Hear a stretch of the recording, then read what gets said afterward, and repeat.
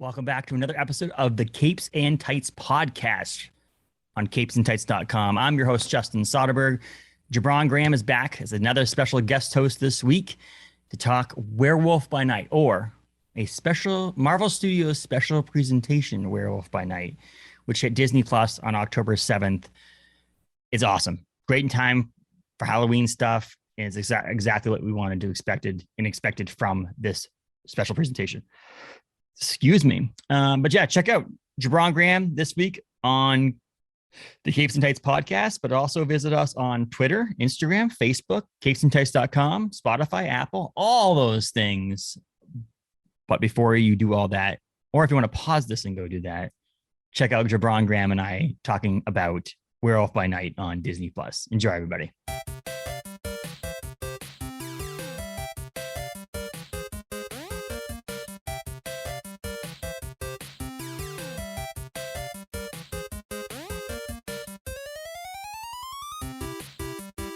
Back for another episode. Welcome back, Gibran. How are you? Hey. Glad it's to be funny back. How I say that because we sign on to the meeting on Zoom first. We say, how are you? And then we do this and I'm like, how are you? And I'm like, you have to do that all over again. How are you? A lot can change in 3 seconds. It can, right? Yeah. So it's a spooky season. It's Halloween month. Or it is. What my friend Joseph Schmalke, the horror artist and comic book creator, was like, no, that's the entire month of September and the entire month of October for him. His family clocked all year long for Schmalke. Yes. Well, that was funny. He was what was he talking about? Oh, at the Bangor Comic and Toy Con's Weekend of the Wicked, he was talking about how his daughter, his daughter's teacher is somewhat religious, and when his daughter drew something of horror-esque in class, her teacher called Joseph and was like, just wanted to let you know. And he goes, you know what I do for a living, right?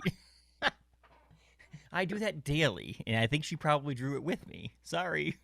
Right. Are they not teaching murder hobo in class? I don't understand. I don't know. There's one issue I have back here somewhere that you definitely don't want to bring to class. It's like a one of one, and it's got not so great cover art on it that I got tricked into buying at one point from Schmalke. Actually, I got it from Jason Lynch, the other artist that used to work on it. But yeah, we're here to talk about a little bit of werewolves, a little bit of Werewolf by Night. A very unique and cool, I think, whether someone likes the actual special presentation or not. I think it was cool that how different it was from basically anything Marvel's done since the inception of the MCU in 2008. What do you think? Absolutely. I mean, I also think that we've gotten a little bit used to things that are a little, out of the box, different with a lot of the television shows and programs that they've done through, the Disney Plus. So this was very welcome. And I think that, it was a perfect timing to do something like this. For the month of October. It's funny too because I didn't realize it until I saw something this morning on the internet that they did the changeover in it. So this movie was the special presentation. So it's called Werewolf by Night, but it's also called Marvel Studios Special Presentation Werewolf by Night, which is a very tongue twister, mouthful of a name. But it was the entire thing was in black and white except for the last few seconds of the entire 53-minute runtime. And I forgot that there was that transition from black and white to color also in WandaVision when they went through the years of the television show. They went through that one episode where they went from black and white to color, and I said, oh, they have done this before. So we've seen obviously black and white shot things in the MCU again with the WandaVision show. And the funny thing about it is I just finished watching Better Call Saul, and they also did the was it the future? Not the future, the current time, because obviously Better Call Saul is a prequel to Breaking Bad. The current time in the thing, like after Breaking Bad, was in black and white too, which is kind of a cool effect to see. Yeah. As I was watching this, Gibran, I was thinking to myself, can you imagine back when TVs and motion pictures started to become in color? If someone was like, for an artistic thing, I'm just going to do it in black and white, what some of the people would have been like, what are you thinking? Right. You have this opportunity to put color in your motion picture and you're going to do it in black and white. That's crazy. Well, I'm still just, doing, silent films too. So silent films, black and white. We'll have little like cards that come up with the dialogue. It'll be great. They also did the little like there was like blips on it, and they made it look vintage Mm, as a film too. It wasn't just yeah, the fact that it was shot in black and white. You actually felt like they found this, film somewhere in the back room somewhere, and this is cool, a lost film. Let's put it on Disney Plus. It made it have that absolutely. feel, which is kind of cool.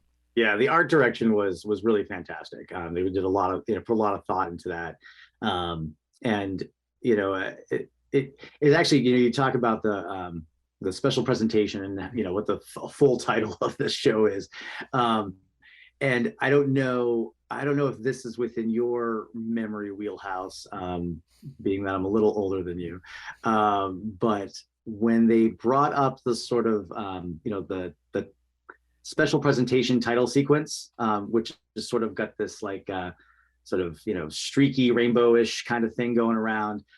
It was very reminiscent to the old HBO title cards, Mm-hmm. when they would have like a HBO feature presentation, and it would sort of go around like the camera would Mm-hmm. go through the HBO logo, and then you'd be going around and around in the O, and it would have all these lights and colors going around. And it reminded me just like that, which I thought Yeah. was funny because it's not HBO Max, it's Disney Plus. But it had that sort of feel to it because you got sort of excited that you had something special that you were going to watch. Yes. It's like when I was younger and we used to have all the cartoon specials that would pop up, whether it was the holidays or another time, that would be in prime time. You'd have an 8 p.m. Well, I guess they do still broadcast Rudolph or whatever, and then the holidays. But that was a really big deal. You only saw it then, so Yes. there was no VHS yet. You gotta watch it when it's on, or you don't get to see it at all. So that sort of excitement lent itself to this as well, which I thought was really fun. Which would be kind of cool for them to do it on Disney Plus, which they won't. But it'd be funny if, like, at the end of October, it's not available again on the Disney Plus catalog until next Right. October, which would be kind of cool. Because I mean, like I said, it would be kind of one of those things like watch it now, subscribe for a month if you don't have it, Mhm. and watch it, and then just put it back in the vault, and then like mid September, put it back out. But they won't because obviously they want people to see it, so they're not going to do that. Oh, but if they do, you heard it here first. Yeah, exactly. But the cool thing I thought also, not you mentioned the opening, that whole like special presentation thing is the one thing I love about Marvel recently has been their title card for Marvel Studios and the music that plays.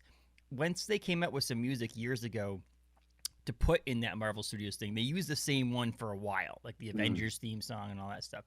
Since these new products have been coming out on Disney Plus or the new movies, they've swapped that around a little bit to be more connected to the actual show or whatever project it is. So like Yeah, Miss Marvel had a little bit different music going on, different thing going on, and this one the same thing with the whole like scraping across the thing. It was just yeah. this cool intro to the whole show that makes you, not want to get your popcorn during that. You're like once you press play, you want to be able to sit there and watch whatever you're watching because if you're gonna miss something if you just press play and go, oh, that's the Marvel Studios fanfare. I'm just gonna go get some popcorn, go to the bathroom, whatever. It starts from second one of the Mhm. 53-minute thing to actually to the end, and even past the end nowadays with the post credit scenes that some of these things have. So it's pretty cool to see that. Yeah, definitely. And you mentioned music. I mean, music is Yeah, obviously a very big part of this show. The director, Michael Giacchino, Giacchino. Yeah, Giacchino. yeah. He's the director and composer, Mm-hmm. and he's composed a few other, I mean, lots of other, film and television stuff, but also more Marvel stuff. He did first Doctor Strange movie. He did Love and Thunder. He also did the last three Spider-Man movies. Mm-hmm. So he's no stranger to MCU. No. And someone had said to me, they're like, "Oh, that's interesting that they directed and composed the music." And I was like, "Actually, that's not such a new concept, especially with horror films. You got like John Carpenter, and many others who directed and scored their own music. And so this just falls right into that, which I think is a great sort of feel for it as well. And it's funny, I actually mentioned that because I looked up online some cool things about this whole Werewolf by Night and how it became this thing. And two things were one, Michael Giacchino composed this special presentation at the same time he was editing it.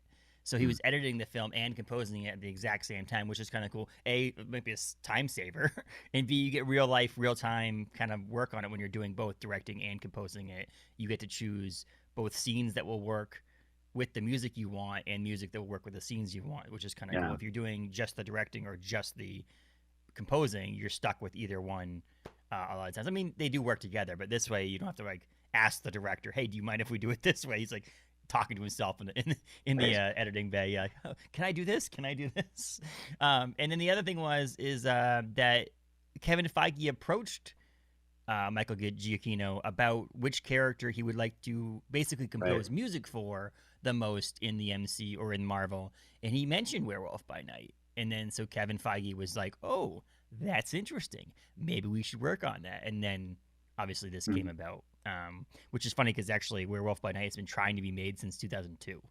It's been in development since 2002, which is very common. People hear that and they're like, "Oh my gosh, there's so many things that you want out there that have been development hell for many, many, many, many years."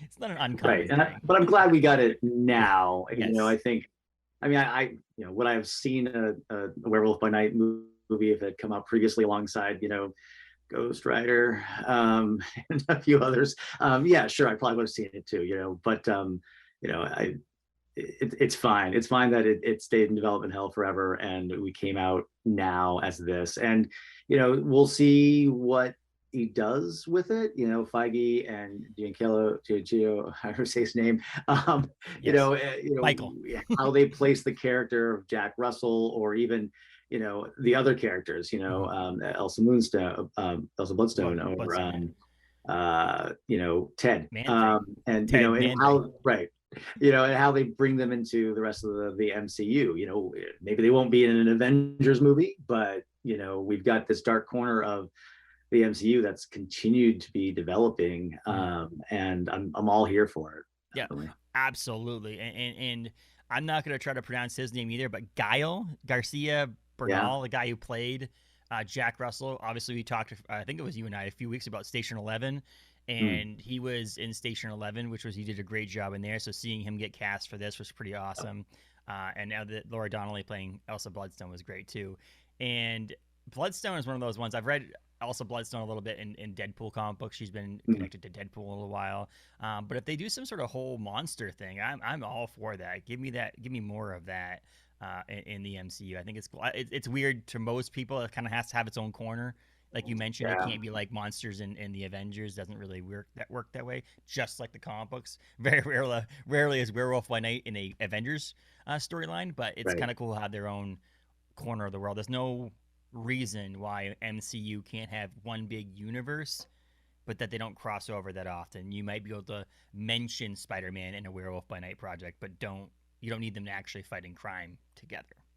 Right. You know, and it's interesting that the corner of, in the comic book universe, the corner of the Marvel universe that these characters sort of lived in for the most part, you know, even though they would, you know, spread out into some of the other things because, you know, you sell comics by guest starring characters, you know, and other things. But, you know, it included, you know, characters like Moon Knight. I mean, Moon Knight first appeared in the comic books in Werewolf by Night. You know, and you've got your Moon Knight, you've got your Werewolf by Night now. You've got you know, all of the dark magic sorcery stuff that's been in, you know, Doctor Strange and you know, related to, you know, Wanda with WandaVision, you know, the mentions of the Darkhold. I mean, the Darkhold in the Marvel universe, not the MCU, but the comic book universe, you know, the history of the Darkhold has a firm place in the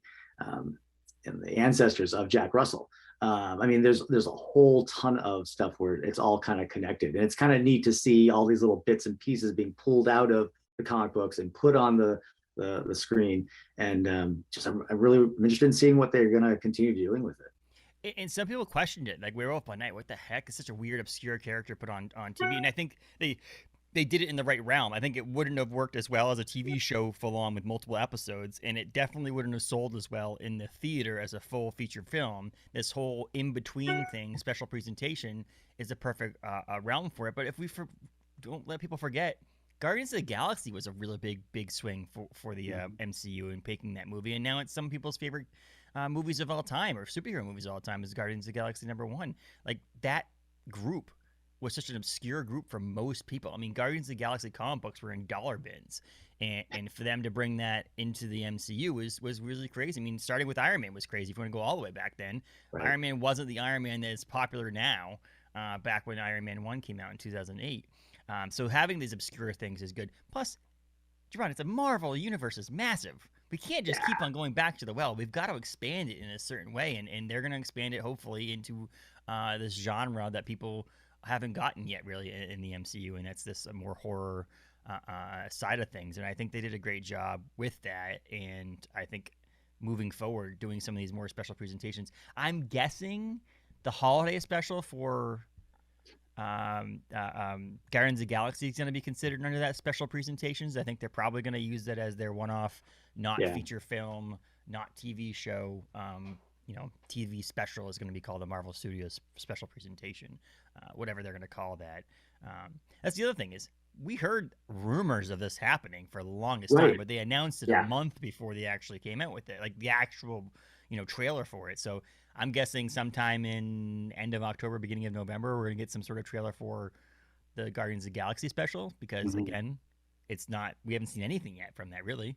Well, and it makes you wonder what else they have in development. I mean, they did a really good job of kind of, not necessarily keeping it secret because, things about, the people, developing this were leaked out in the press or whatever. But I mean, as far as a mainstream, hey, this is coming out and here's a trailer and everything else, it was, like you said, it was pretty quick, so like what else, what else is out there? What are they filming? What are they, editing, and when are we going to get it?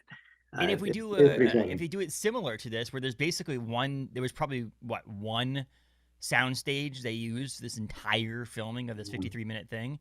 And so if you do it so quietly and with very little number of actors and actresses in it, if you think about it, I listed on my list that there's the Gale guy, Jack Russell, there's Elsa Bloodstone by Laura Donnelly, and then Harriet Sansom Harris played Verussa Bloodstone. And then Carrie Jones is the person who portrayed Man-Thing, and then special effects editor Jerry Ford provided some additional vocalizations. And then obviously there was those couple other monster hunters, maybe 3 more monster hunters. But other than that, there was 10 people maybe in this entire thing. Right. And so you keep the staff small, the acting staff small, and on one soundstage, they kept Man-Thing quiet until the trailer came out. Which is great.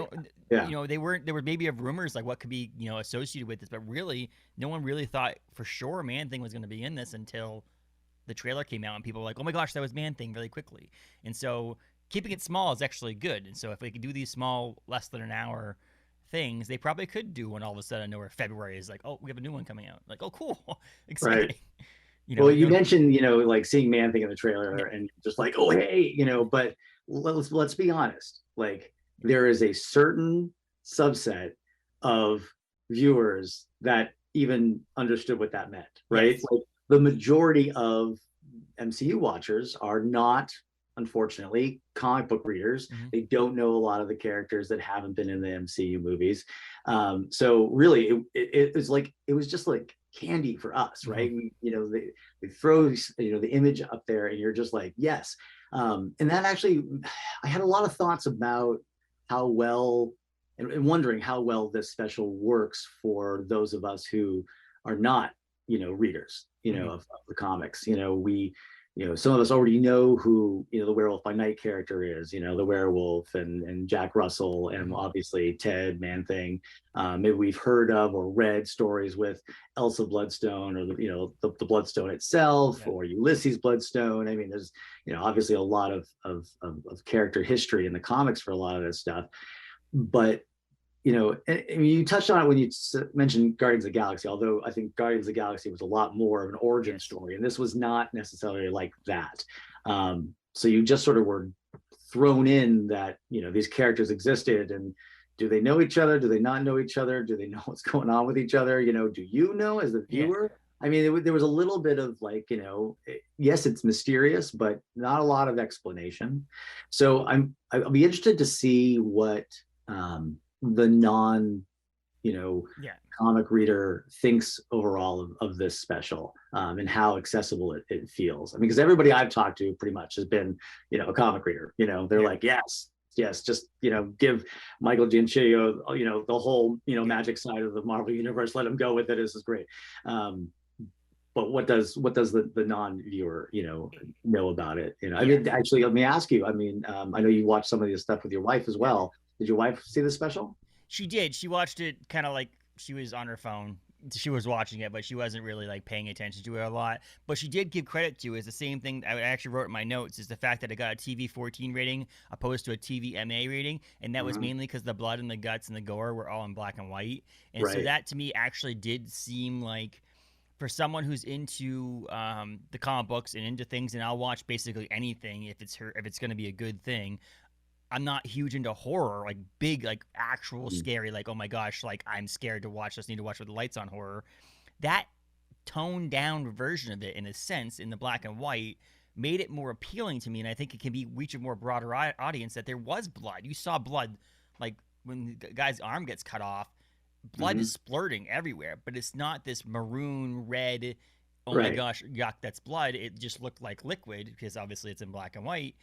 Made it more appealing. And she did say to her, she's not into horror things at all, that it's one of those things that she'd watch again because of that aspect of it. And I said that was huge. And Michael Giacchino thought it was going to be a TVMA rating, but then when they came back and said no, it's a TV 14 because of the black and white makes it less jarring of actual blood. It's kind of like in video games, like if you put blood if someone gets cut and blood comes out, you get a different rating than if you get cut and they just like, oh, it's a video game, there's no real blood. Tony Hawk's Pro Skater was like that for a while, the video game. Then when you fell, you didn't actually bleed, and that's what got it to get the better rating. If it was blood coming out, it would have got a worse rating than that. And if anybody doesn't know, TVMA is what's considered the TV version of an R-rated film. So this was basically in that TV, like the PG, obviously not 13 because it's 14, but right around there. It makes it more like the regular Marvel films are all in that same category of TV 14, whereas TVMA would have been an R-rated film like Logan or Deadpool on those. What got TVMA? Did Moon Knight get TVMA? I feel like it did, but I'm not sure. I think so. Yeah, there was something recently that got TVMA, but I don't remember what it was. But yeah, so she, as not a comic book or horror film person, she said it was very well done, if that makes any sense. Yeah. So I'm excited. Yeah, I love the throwback to a lot of sort of classic horror stuff. I mean, outside of just the black and white element of it, and the music element, but the entire makeup of the way that it was shot, and the titles and everything else, real throwback to very classic horror films.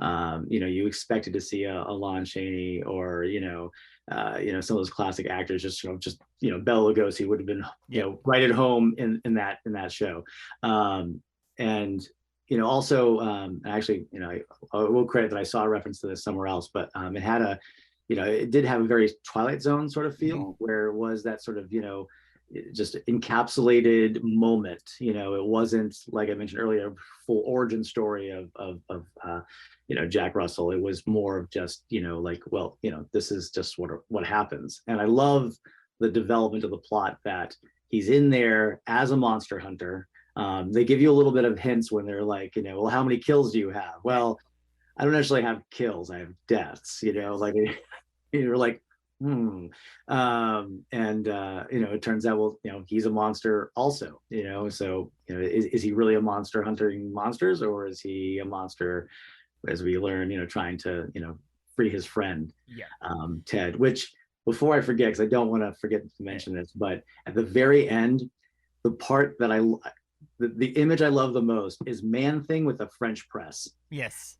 He's obviously made coffee for Jack, with the French press. And I'm just thinking about, how does Man-Thing make coffee with a French press? Yeah. It was He's playing cards perfect. too. That's the other thing. I saw the cards first, and I was like, "Oh my god!" Well, it's cool because it says the other side. You always think of monsters being the Jekyll and Hyde side of like Hulk, being Hulk, Bruce Banner being a nice, smart person. Then you have Hulk, the smash, stupid, angry Thing, and you got Man Thing, who is a person, and Ted, who obviously, if you read the comic books, he goes through this whole thing that ends up making him into Man Thing, but he's still kind-hearted at heart. Like, he still has this, like, I'm a regular person that gets stuck in this body of Man Thing, and he wants to. But yeah, you're right. How is he?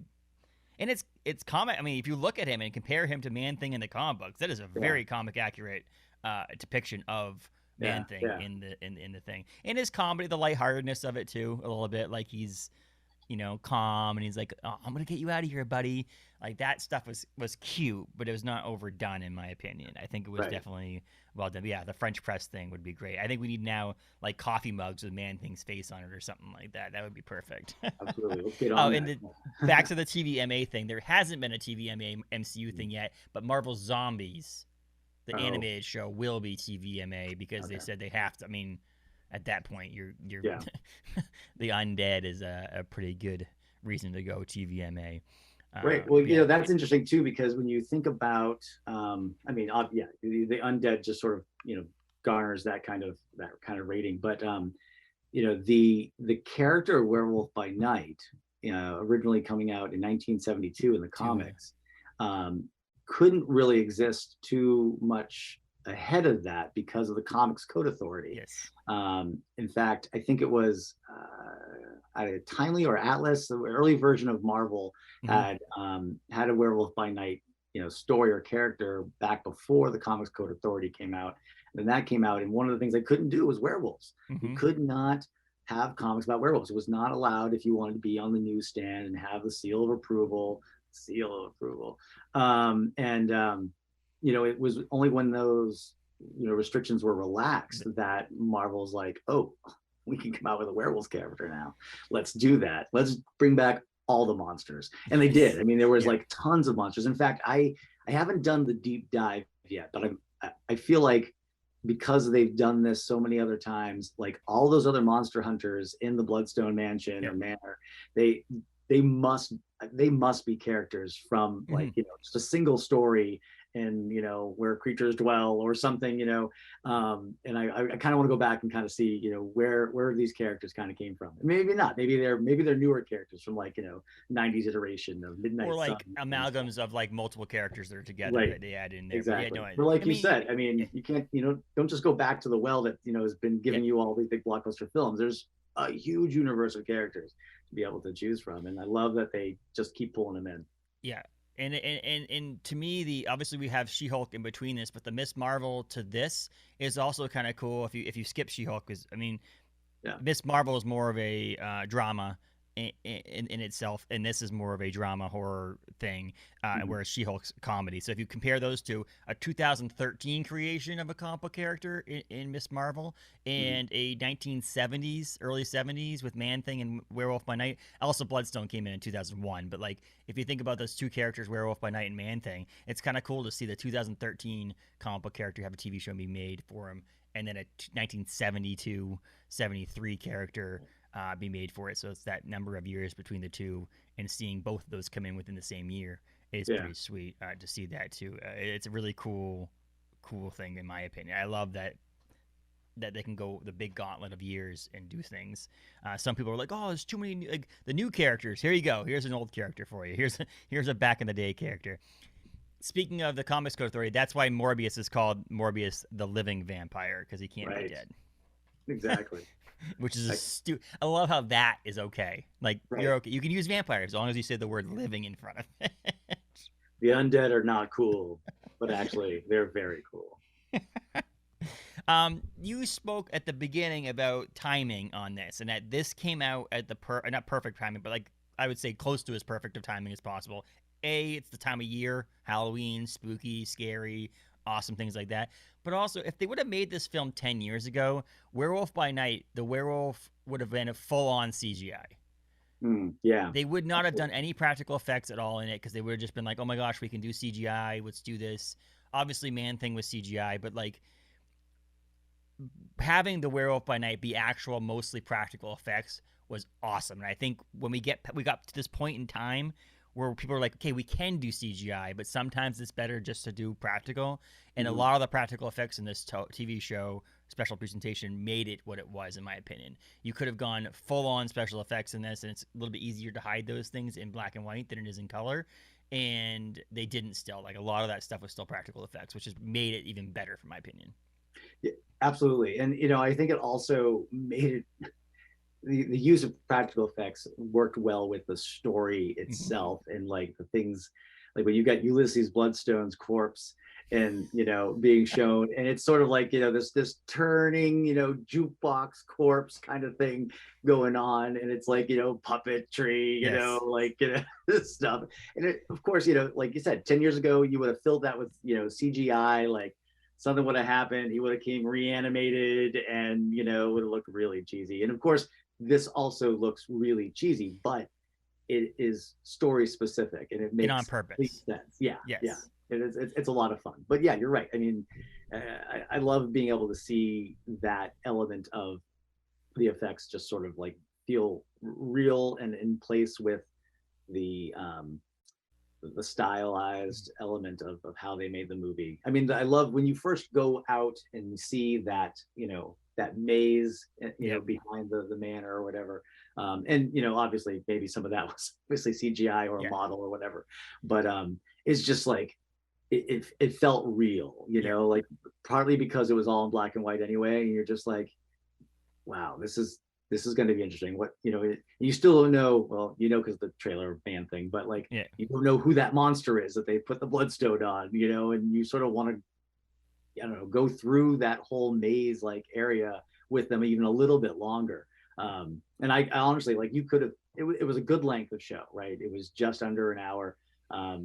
Didn't need to be a feature film, but I could have watched another 5-10 Yep. minutes of them just sort of like sneaking through that area and coming up against each other and stuff, because there was a line. I don't know how this works, but there was a line about how the only weapons you would have were the ones that you would find in Yeah. there, but it felt like a couple of them had weapons that they brought in with them anyway. So I don't know what the story is behind there. If there's something on the editing room floor, that maybe we'll get some lost scenes or something. But I'll watch them. Or they're just monster hunters and they don't follow the rules. Oh, right, right. No one did a metal detector as they walked out to The the thing. rules, They just yeah. like hey, pull out a sword. And then the special effects are still good in this thing, especially the one where I've always been a big fan of blood spatter or things hitting the screen, the camera. Mm, And I don't know what it is. It kind of breaks the fourth wall, but not really. It's more like you're standing there watching the thing, that the camera is you, yeah, and then the blood splatter comes up there when Werewolf by Night's fighting, and it hits the screen. It's like, I don't know. There's something about, I've always loved that when sand has hit something, or like, again, a lot of times it's blood or yeah, puke yeah. or some sort of fluid coming from a human being. But I think that's a great, cool effect to add to it because it makes you feel like you're physically walking with them and watching this in real life. Right, definitely accentuates what's happening on there, and it makes you feel a part of it. But also, they didn't do it too much, right? Like, I No, mean, it was very minimal. A lot of the cool little pieces like that were very minimal. They weren't gratuitous.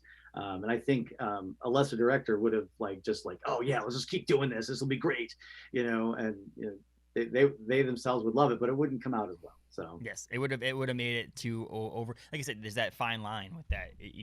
If you can right, make it just enough to be like, oh, that was cool, and then move on. It's like the blips that you see in the film, making it look like it's real film. That mm-hmm. to me, if they would have done it too much, would have been like, okay, I get it. You're trying to make this look vintage, but it's not. Yeah, Those kind of things are there's a perfect amount of those, I think, in this. And then the idea of it being in black and white, and then you think to myself, I'm like, well, is Werewolf by Night, Man Thing, all these people going to be in black and white forever?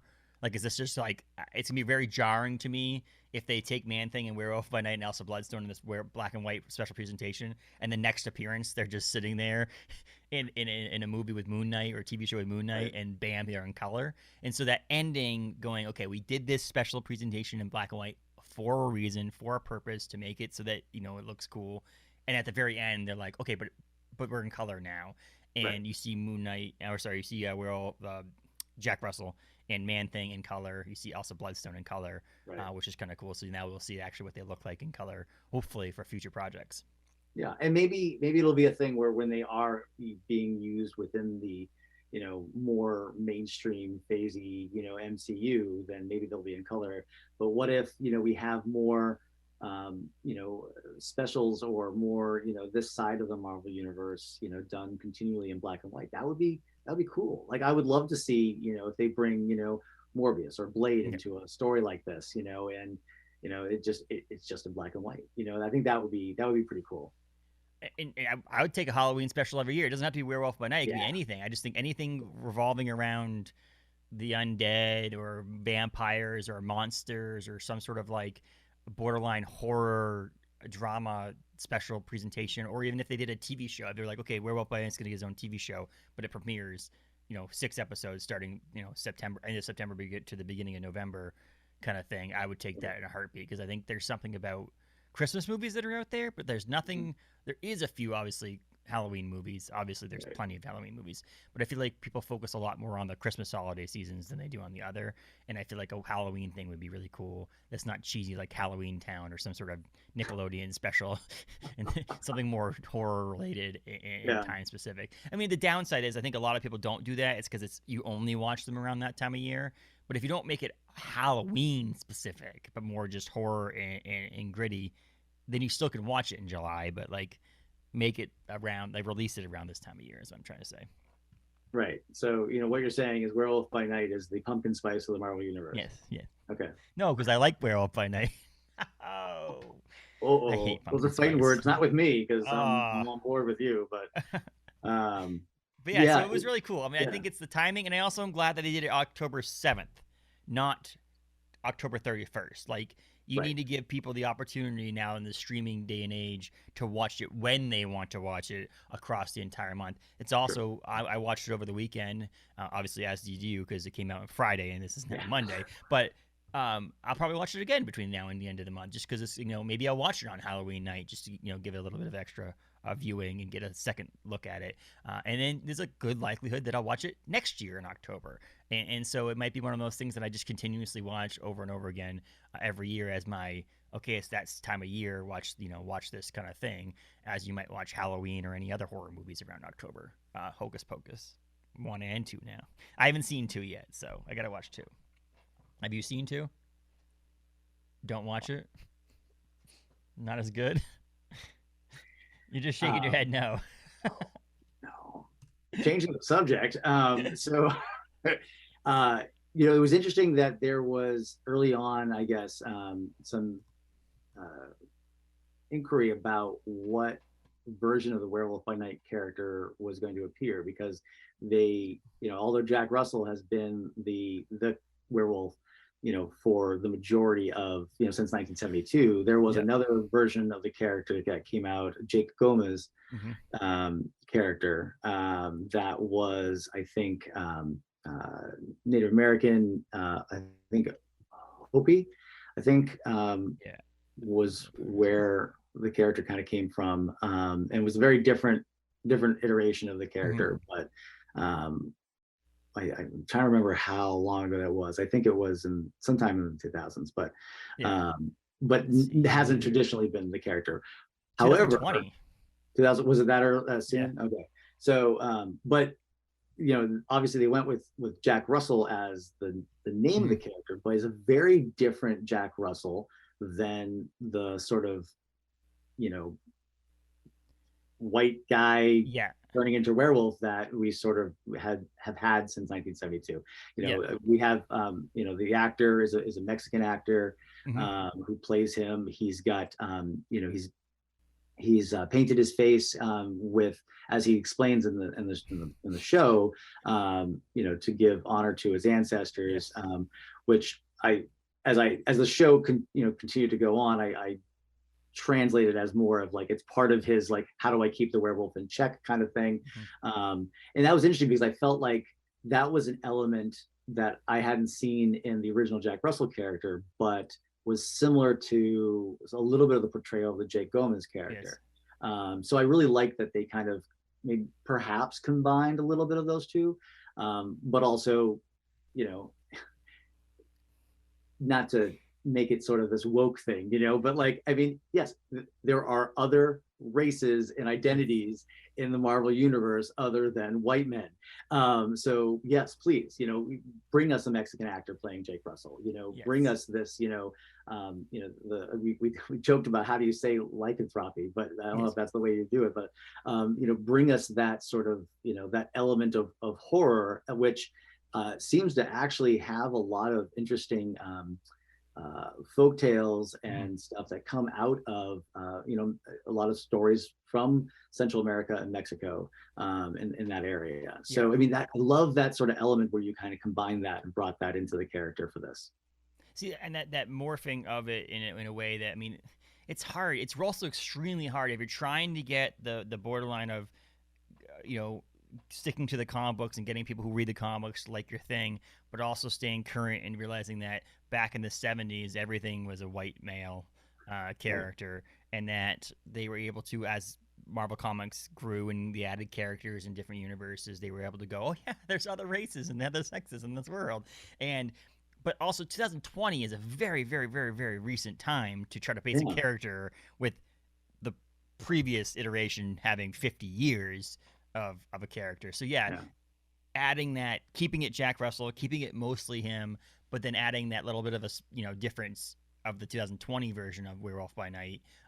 The other thing is that I almost guarantee you that Werewolf by Night was being talked about, like we mentioned in development hell since 2002, that they're like, okay, we need to modernize this somehow because people are going to start reading Werewolf by Night. So in 2020, they're like, okay, we're going to create a new character that's also Werewolf by Night, so we can try to sell some things. But as you know, as a bookstore owner, there's also this thing where Marvel doesn't communicate with each other very well on that we're coming out with a special. Wouldn't it be very smart for Penguin Random House and all these other publishers to have like Werewolf by Night trades and books to have available, so that when you open the store today, people can come in and go, oh, I knew this new Werewolf by Night thing. Can I get a trade? And have them go, oh, wait, it's not in print right now. Sorry.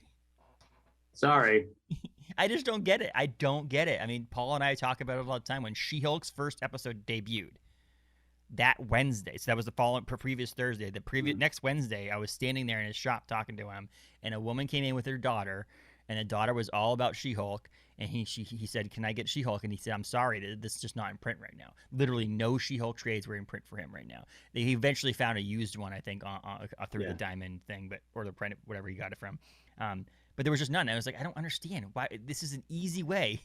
It's back in the day when they used to make TV shows to sell action figures. Why are you not making TV shows and having, wait, it's based on a comic book, have that comic book available for people to read? I just don't get it. It should be out before it, so you get a sense of who the character is. But like, I think they've got a printing of a new printing of the John Byrne She-Hulk stuff. Yes. On its way, but like you said, I mean, it should be out weeks before the show comes out, so either you are interested in it and you're trying to pregame, or you just, as a retailer, you're trying to get ready for it. You got to have this stuff out there and available to capitalize on it. IDW has been doing these things like best ofs. Like, they have their intellectual property that they have, like the Transformers, and they had the Teenage Mutant Ninja Turtles, and they did it for G.I. Joe. What are they working on now? G.I. Joe, yeah. So all these other ones they had, and they're doing like best of Donatello and best of the different Splinter. You could release a graphic novel of some sort that's best of She-Hulk, and you can even use the She-Hulk TV show advertising poster as the cover. Go all out and say, if you're interested in this, bam, here you go. They did it for a little while with the comic book series that came out, like Shattered Empire and Star Wars, and they did a couple like Thor ones where it's like, okay, this is a getting you set up for the Thor movie coming out or something like that. But like they just seem to have dropped off. I feel like it's just an easy way to make money.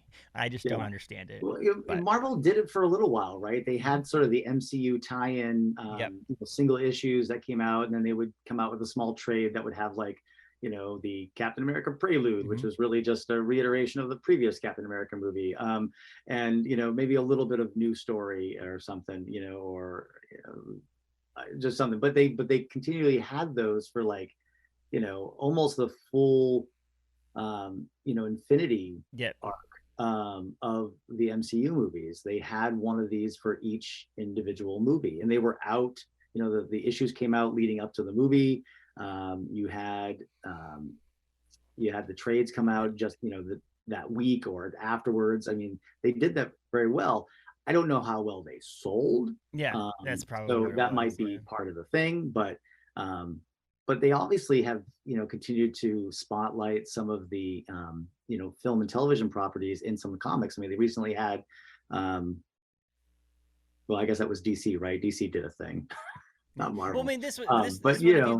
If you look at Jason Aaron posted something. I think it was last night or over the weekend of one of the Isak, whatever his name, Isak Ribic, really, yeah, the guy who did the Jason Aaron run with him, yeah, for Thor, the God of Thunder, for the what was based on the Gore the God Butcher was in it and all that right. stuff. On the wall in this special presentation is it's an interpretation of it, but it's the same. Um, the characters are standing in the same way. It's more of a like Egyptian style wall painting Mm, of a comic book page from the Thor God of Thunder, series from Jason Aaron. It's yeah, literally that on the page, and there's a side by side of a shot of Man Thing that looks identical to the comic book. So they are paying homage to the original source got material. it. But Yeah, I would like to be able to. I can't. I mean, you know how much it is for first appearance of Werewolf by Night. It's impossible for us to purchase. yeah, right. But if I want to go out there and write a graphic novel that includes the first appearance of Dan, maybe the first appearance of Jake Gomez, and something along the lines that's even not even straight on issues 1 through 6 of something, Mhm. but 6 different issues that are very important that you should read before or after watching this, I think it would be kind of a cool thing. But again, we're sitting here talking about it on a podcast. There's higher ups that know better than we do, and I would hope in a company that's a I don't know. multi-billion-dollar company We're that pretty smart people, you and I. I'm not sure.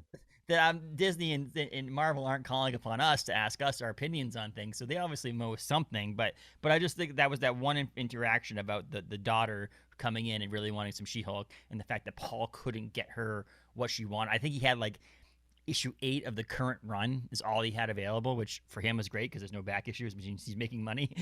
but on his other side, it's like I can't help her. I can give her one issue, and I guess someone who's 10, 11 years old probably doesn't give two craps about continuity, and Right. one issue is probably good enough for them. To me, I'd be like, what's going on I can't read this yet for a 1 through 7. here? And Now. so, yeah, I just think it's weird that there's no connection to that I wish they would do a little bit more of, and so we can get prepared for. I mean, maybe it's because they don't want to give away too much. I don't know. I don't know. It's a Well, I hard mean, thing. obviously from this special presentation, it's so Yes. funny call it a special Yeah, I presentation. know, isn't it? From Werewolf by Night, the runaway character, is Man Thing, right? I Yeah. mean, I have to feel that even if you don't read the comics, you've never seen Man Thing before, you watch this show and you must be like, oh, Man Thing's so cool. Mm-hmm. He's funny, he's charming, he can kill everybody, with a touch. And at no point is he ever called Man Thing. I guess they toyed with the idea of at one point referring to him as a giant-sized Man Thing, which would Yeah. have been really funny because there Yes, was a it would have comic been. called Giant-Sized Man Thing.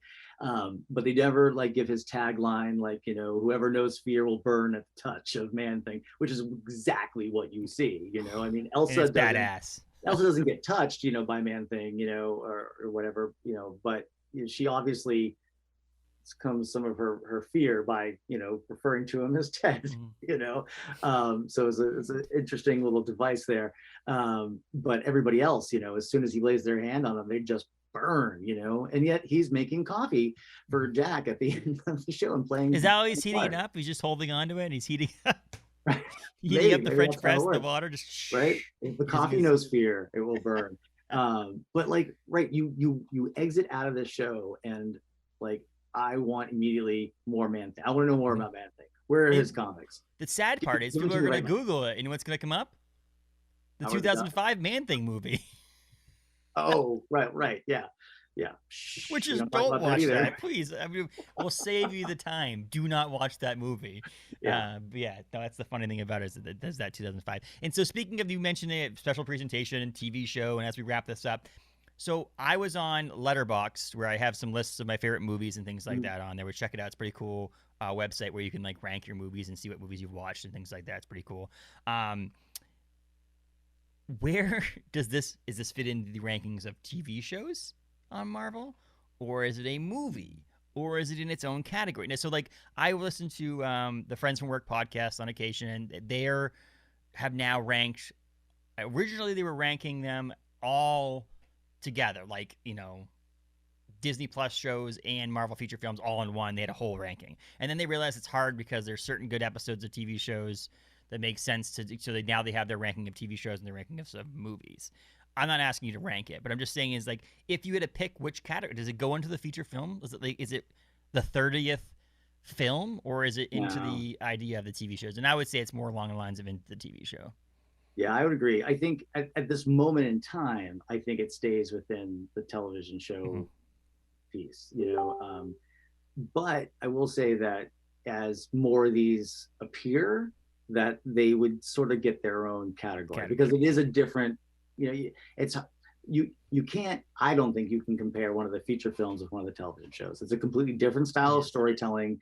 What you're doing, and it's really apples and oranges, right? So I think for now this falls into the same cart as the TV shows, but again, as there's more to compare to, because most of the shows I can compare to each other, but I separate What If. Yeah. Even though it was a show and it had, an actual, when you get to the end, you see that there's an actual storyline in a sense, but they also feel like, individual one-offs within the show, right?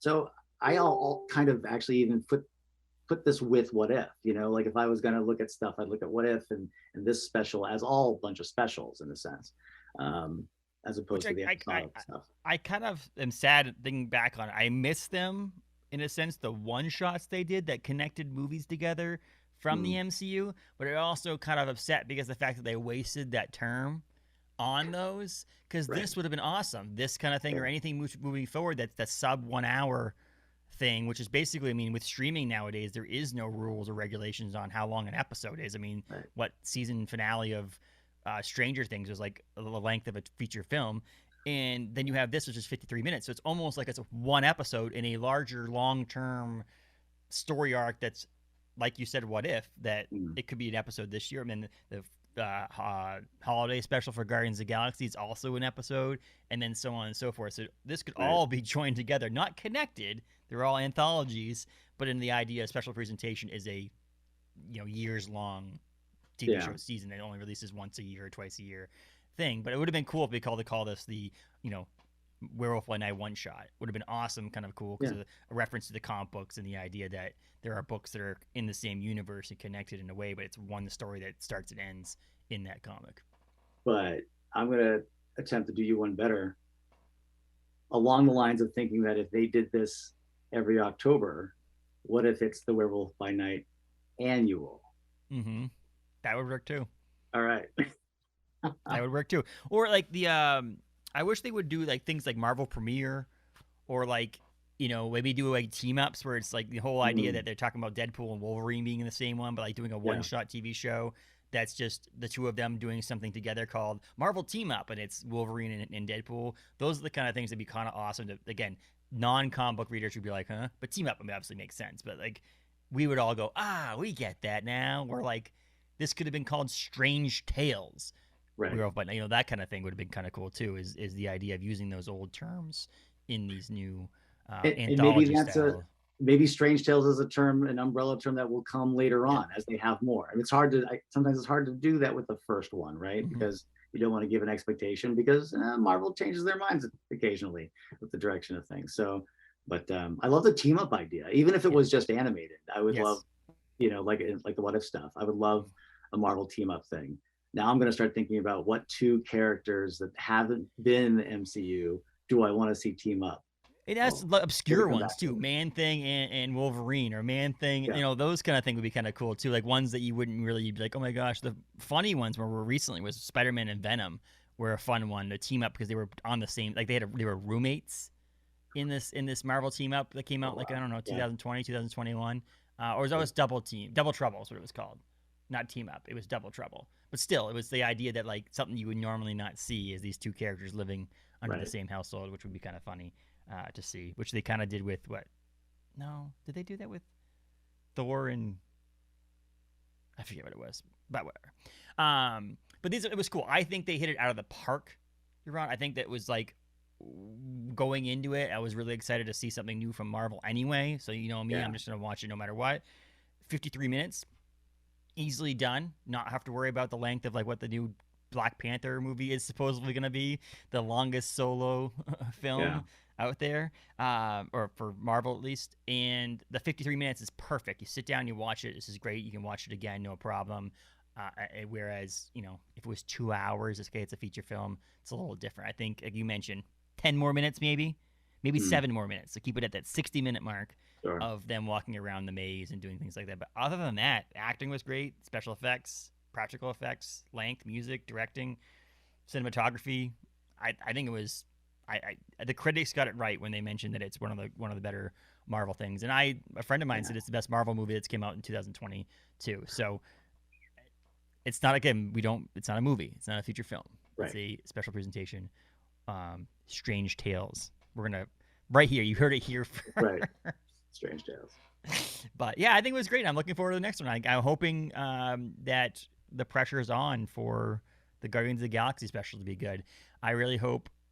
I feel like Guardians of the Galaxy is going to be more cheesy on purpose, though, which is going to be fun. I think it's different. It's going to be a completely different thing.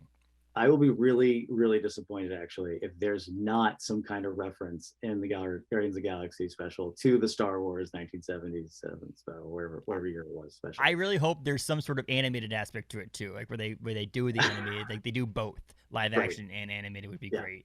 And Marvel could put a Wookiee in there if they wanted to. Like they absolutely could right. I mean, put one it's all Disney at this point. Yes, unfortunately. I gotta get you a link to Kai Patterson is coming on the podcast in December to talk his Obi-Wan Kenobi recut of the TV show. He cut the whole show into a 2.5-hour movie, and I talked to him last week about coming on. He's excited for it. I have the link to go and watch it. It's worth. I haven't watched it yet, but I'd love to hear what your thoughts are when I send it to you, because it's pretty cool. And you can download it. He lets you download it. So if you wanted to like throw it on a thumb drive and throw it in your TV, you can watch it on your TV and get the full experience. So I've heard it's one of the best fan cuts ever. And people say that some fan cuts are not that great, that this one is actually unbelievable. So I'm going to hopefully try to watch it this weekend or this week or this coming weekend. Nice. But I'm excited for that. So that's be fun to see that crossover between TV show and movie. Right. It's which one's better, TV show or movie? I guarantee the movie's gonna be better because I like that show, but it could have been a movie. But yeah, I think we're done, right? I think it was good. Yeah, give us more. In fact, you know what?